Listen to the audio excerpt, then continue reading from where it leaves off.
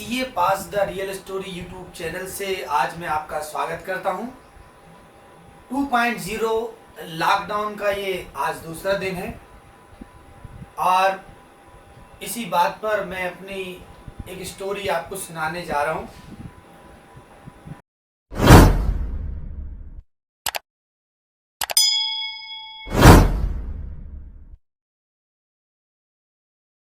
में BCom final में regular admission लिया तो मैं एक अच्छे दोस्त की तलाश में था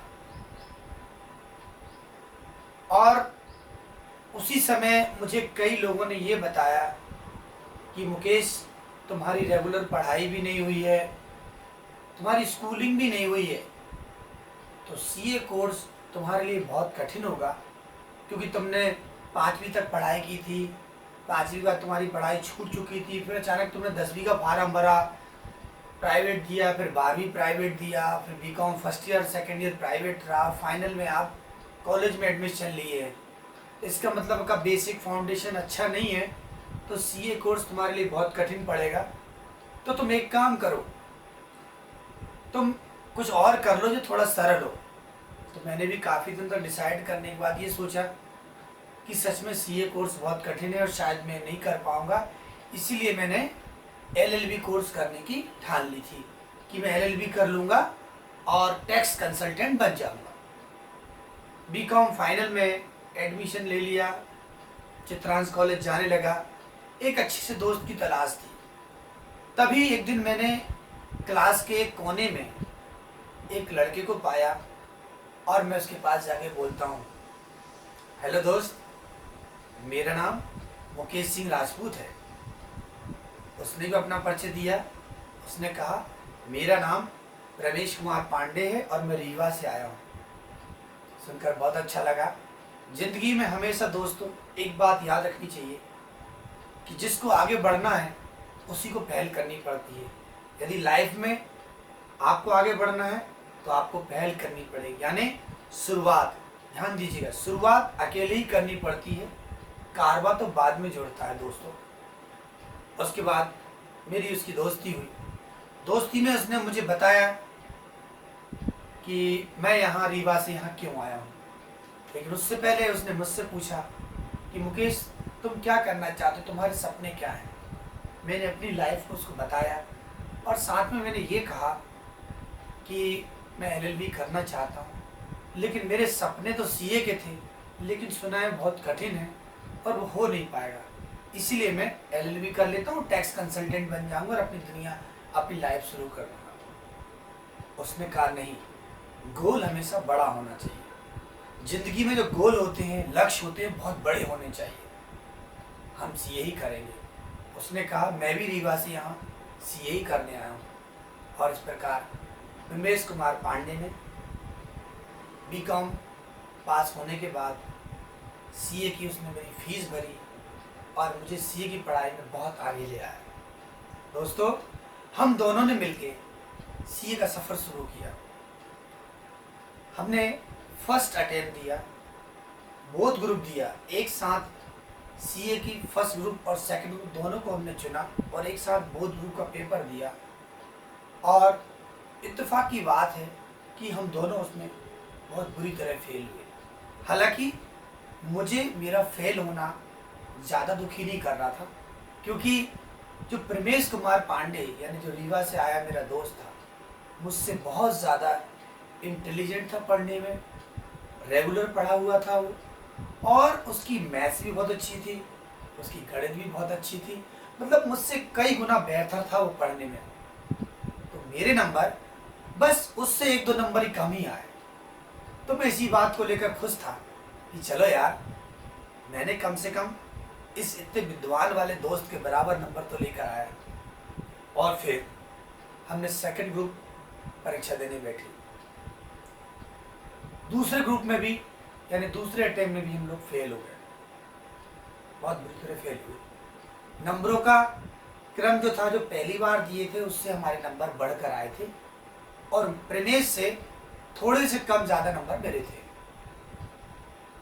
मैं ज़्यादा निराश नहीं हुआ, लेकिन यहाँ पर प्रमेश काफ़ी ज़्यादा निराश हुआ, क्योंकि मैंने उससे कहा, चिंता मत करो, अपन फिर से तैयारी करेंगे, फिर निकलेंगे। इस प्रकार हमने तीसरे अटेम्प्ट की तैयारी की।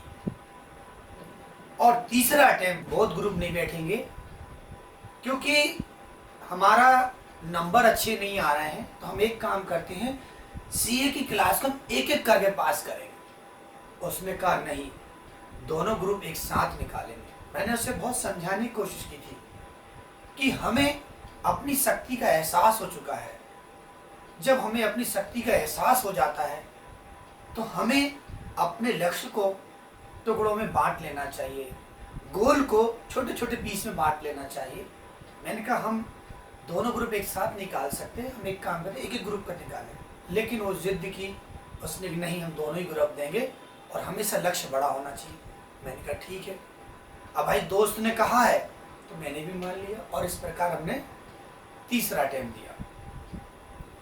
तीसरा अटेम्प्ट फिर से हम दोनों फेल हुए, और यहाँ पर मेरे दोस्त का इम्तिहान, सब्र का इम्तिहान खत्म हो चुका था। उसने कहा अब मैं सीए की परीक्षा नहीं दूंगा। मैंने उसे काफ़ी समझाया। मैंने कहा देखो दोस्त, हमने ज़िंदगी के बेहतरीन 3 साल इसमें लगा दिए हैं, अब हम छोड़ के इसको नहीं जा सकते, हम इसको कर ही दम लेंगे। उसने कहा मैं नहीं करूँगा, मैं कुछ और करूँगा। मैंने कहा आप कुछ और करेंगे, इसकी क्या गारंटी है कि हमें वहाँ पर सफलता मिल जाएगी। और मैंने कहा देखो दोस्त, हमने हो सकता है आधा सफ़र तय कर लिया, बस थोड़े आधे सफ़र के बाद हमारी सफलता मिल जाए।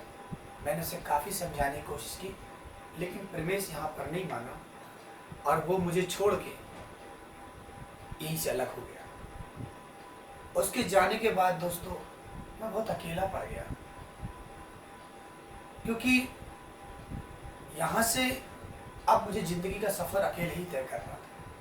मुझे उसकी बहुत याद आती रही। मैंने उसे बहुत ज़ोरों से आवाज़ लगाई कि रमेश कहीं मत जाओ, तुम यहीं रहो, अपन मिलकर सीए पास कर लेंगे। लेकिन उसने नहीं मानी और वो चला गया।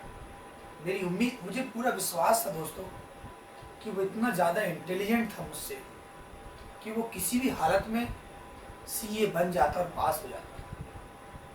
उसके जाने के बाद मैं अकेला रह गया। जब मैं अकेला रह गया तो मैंने कहा ठीक है, मैं सीए को नहीं छोड़ूंगा और इस सफ़र को मैं अकेले तय पूरा करूंगा। उसके बाद मैंने चौथे अटेम्प्ट की तैयारी की, और मैंने डिसीजन लिया कि अब मैं सिर्फ एक ग्रुप की परीक्षा दूंगा, मैं दोनों ग्रुप नहीं दूंगा, क्योंकि मुझे अपनी शक्ति का एहसास हो चुका था। मैंने चौथा अटेम्प्ट दिया और उसमें मैं बहुत बुरी तरह फेल हो गया। यहाँ मुझे बहुत निराशा होने लगी, और निराशा के बीच में मैंने 5वां अटेम्प्ट दिया। दोस्तों उस अटेम्प्ट में भी मेरे 138 नंबर आए थे। पास होने के लिए 150 नंबर चाहिए था, उसे 138 आए, और मैं उसमें भी बुरी तरह फेल हुआ। 5वें अटेम्प्ट के बाद सच में मैं बहुत बुरी तरह टूट चुका था।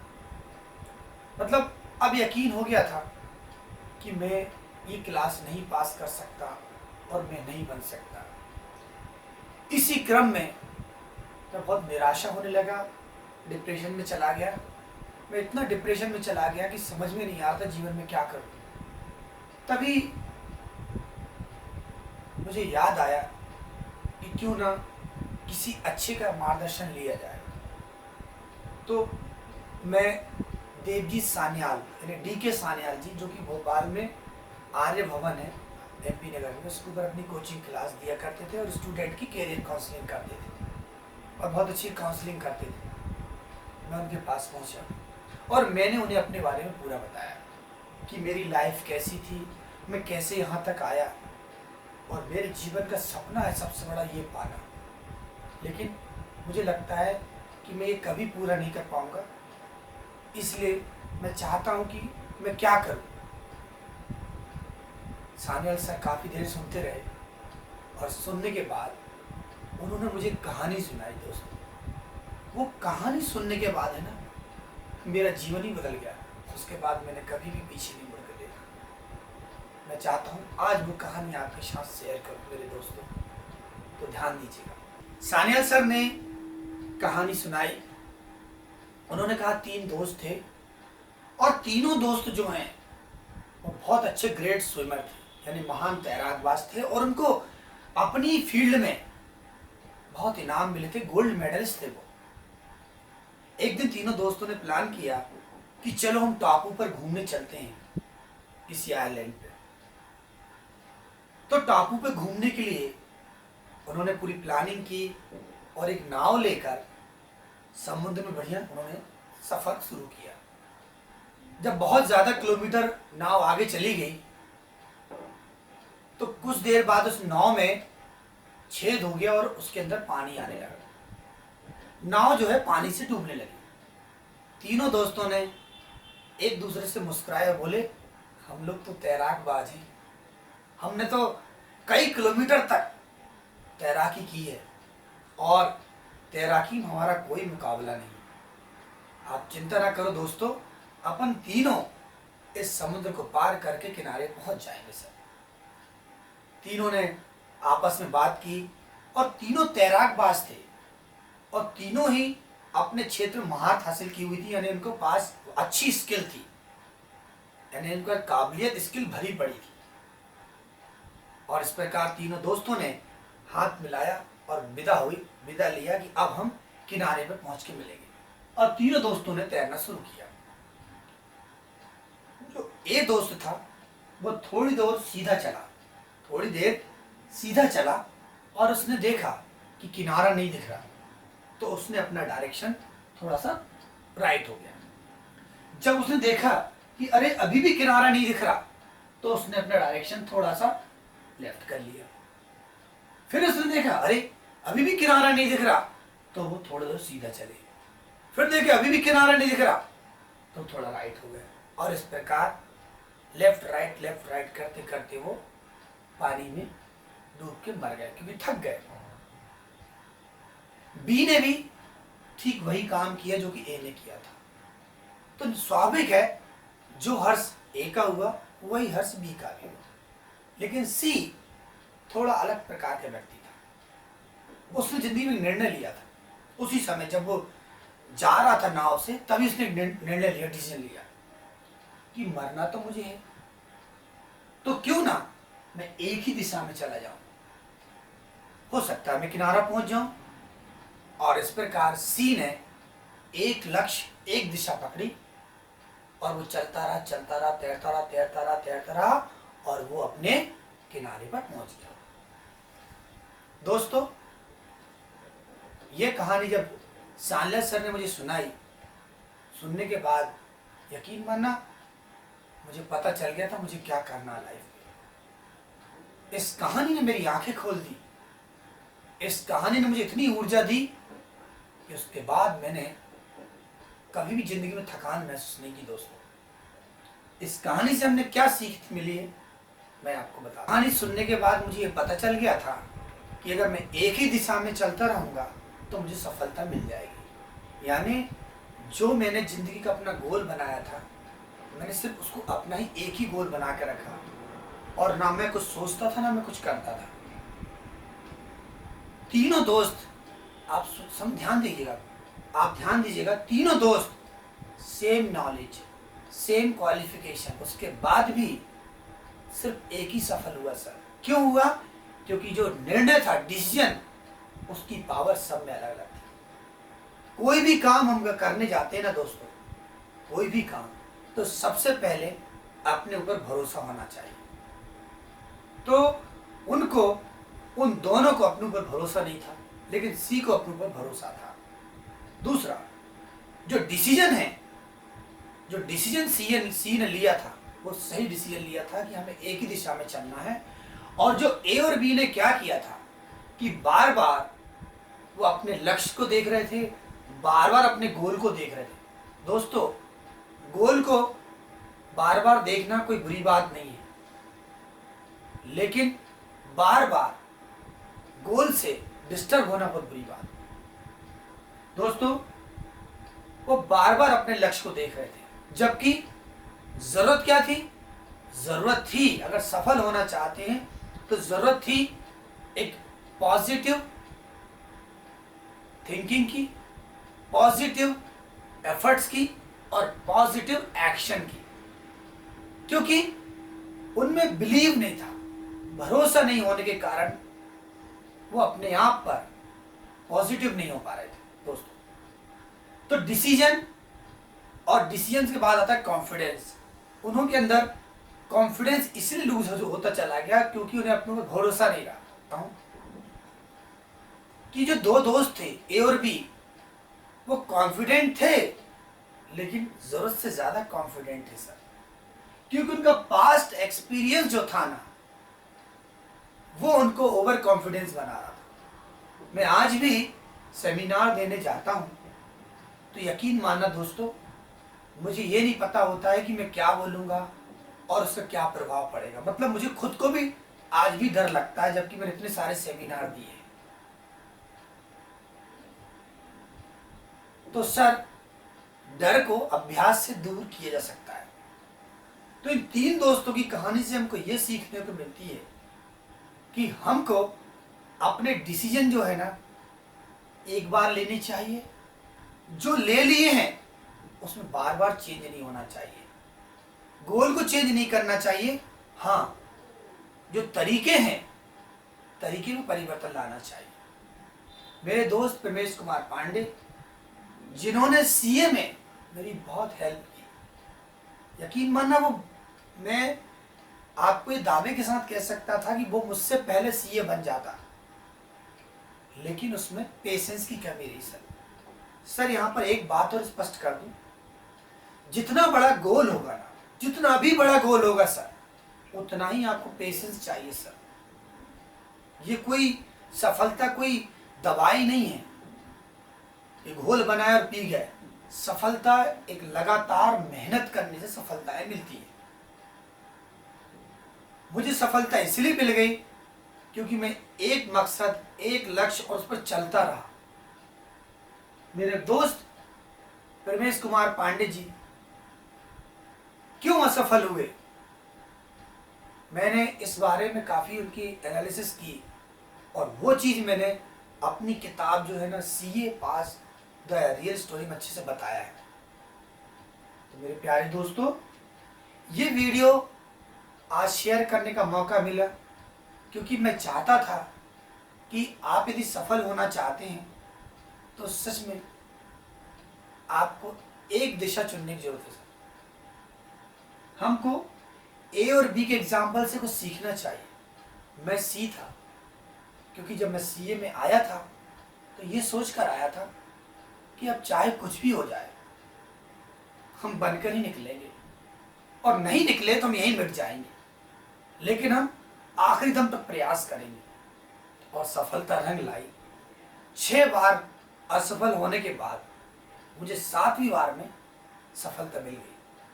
जब पहली बार मुझे 7वीं बार में सफलता मिली, यकीन माना दोस्तों, वो दिन मेरे लिए बहुत खुश नसीब था। यदि हमारा गोल, हमारा लक्ष्य बहुत बड़ा है तो हमें पेशेंस रखना चाहिए। पेशेंस। आज जाते जाते मैं ये वीडियो में ये बात आपको बताना चाहता हूँ कि जीवन में लक्ष्य बड़े हों तो पेशेंस रखना चाहिए, पॉजिटिव एफर्ट्स करना चाहिए और पॉजिटिव एक्शन भी करना चाहिए। दोस्तों, मैं आपके सामने एक लाइव एग्जांपल हूँ। मेरा दोस्त और बनने के बाद मैं सबसे पहले रीवा गया, दोस्त से मुलाकात की और मैंने उसको बताया कि मैं बन गया हूँ। सच में दोस्तों, मेरी जिंदगी का बहुत खुश दिन हुआ था। जो मैंने इसलिए बनाया है, आप ये महसूस कर पाए कि पेशेंस सबसे बड़ा हथियार है और एक लक्ष्य और एक दिशा, ये 3 चीजें हमको मंजिल पर पहुंचा देंगी। मुझे भी इन्हीं ने पहुंचाया है। मैं कभी भी अपने लक्ष्य से डगमगाया नहीं। मैं सान्याल सर का बहुत बहुत धन्यवाद देता हूं कि उन्होंने, जब मैं डिप्रेशन में चला गया था, जब मैं अकेला था दुनिया में, उस समय उन्होंने मेरी काउंसलिंग की और उन्होंने मुझे ये बताया कि मुकेश, तुम चिंता मत करो, तुम एक दिशा में चलो, तुम सफल हो जाओ। और आज आपके सामने में हूं। डियर फ्रेंड्स, आज का ये मोटिवेशनल वीडियो आपके जीवन में एक लाइफ चेंजिंग होगा, ऐसी मैं आशा करता हूँ, ऐसी मैं उम्मीद करता हूँ। मैं अगले वीडियो में आपको कुछ नई चीज़ बताने आ रहा हूँ, क्योंकि पढ़ाई करने के लिए सेल्फ मोटिवेशन होना बहुत ज़रूरी है सर। अगर आप अंदर से मोटिवेट होंगे तभी आप पढ़ाई कर सकते हैं, और रेगुलर आपको रोज़ मोटिवेट होने की ज़रूरत है सर। इसलिए आप अपना गोल बड़ा रखें, और अगर गोल बड़ा है तो धैर्य रखें, पेशेंस रखें, पॉजिटिव एफर्ट्स लगाएं, पॉजिटिव थिंकिंग रखें, सही डिसीजन लें सर।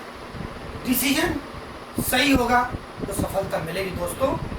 मैं आपको वादा देता हूँ, सफलता कहीं नहीं जाएगी।